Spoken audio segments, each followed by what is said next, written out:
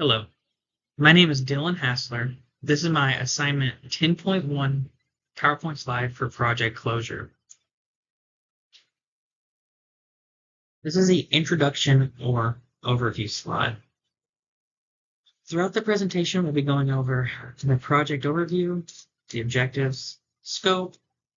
Some other things we'll be discussing that aren't on the slide itself would be the estimates for hours, our budget for the project, any issues that came up, along with our final closing out with the checklist, making sure everyone gets their acknowledgments, making sure everything's closed out, everybody is taken care of as far as pay and everything else goes.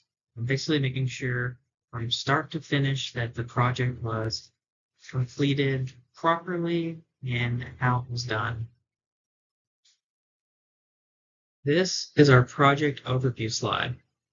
The primary goal of our project was to build a shed for our neighbor, only spend $10,000 or under on it, and complete it within 30 days. The project aimed to provide a functional and aesthetically pleasing structure for our neighbor to store his landscaping equipment while also having a water source. This is the work breakdown structure slide. What goes into a work breakdown structure? A work breakdown structure is a condensed project plan that shows the connections between objectives, deliverables, and milestones. And it can help project managers with their planning, their organization, and tracking progress. I use it to help with my site preparation, my foundation, frame construction, exterior work, interior work, and finishing touches. It helped me organize the project into manageable tasks and make sure I was able to have each component taken care of and addressed systematically. This is the estimated work and schedule slide.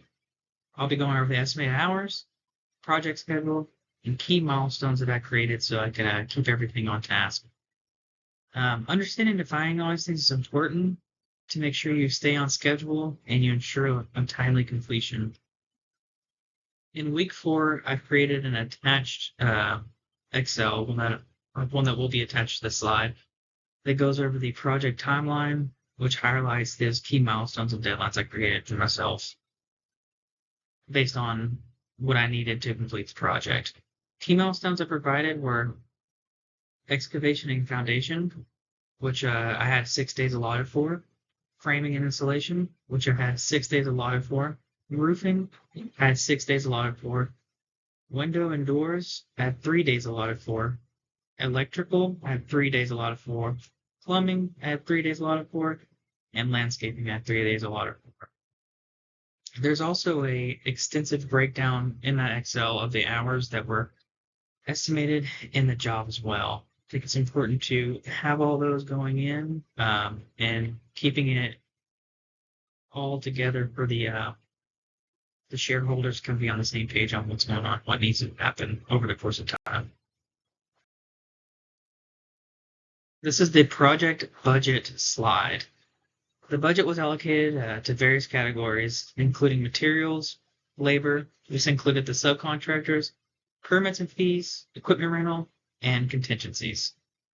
Adhering to the budget is crucial for maintaining financial control to achieve project goals. For my budget, we had $4,000 for materials, $5,000 for labor, $300 for permit and fees, $200 for rentals, and $500 for contingency. And I'd like to also add to this. This is stuff that can be flexible and you can change as well. For example, the $5,000 for labor. I have my electrical license in the state of Texas, so I could provide that work in addition to all the other stuff I'm providing for my neighbor to maybe help reduce that cost of labor and put more money in his pocket, or potentially have that money go into my pocket for the project itself.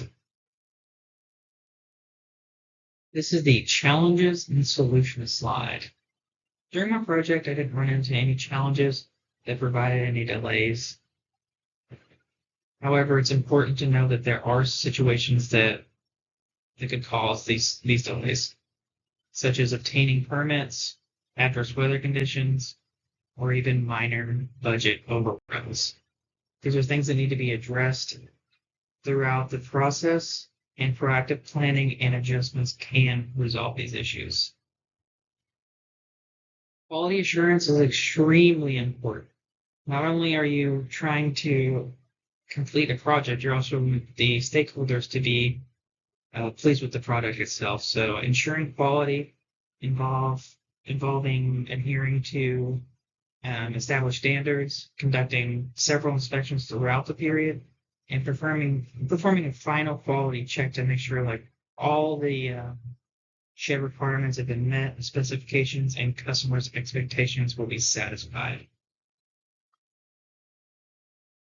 This is the project review and outcome slide. The project successfully met its goals while staying within budget and being completed on time. Client feedback was positive, and key lessons learned include the importance of thorough planning and contingency measures. Finally, the project end checklist. This documentation ensures that the project is complete, all the inspections are done, and we have that approval from our stakeholder, our neighbor, and everyone else involved, contractors and everything else. This checklist confirms that the project is officially closed. All our final inspections are taken care of. Again, we have that stakeholder sign off, and we have all that documentation and report completed. So in conclusion, the shed construction project for the neighborhood has been completed, and we achieved the desired outcomes. During the process and after, we acknowledge the contributions of everyone involved and reflect on the project's successes. We also jotted down rooms for improvement along the way as well.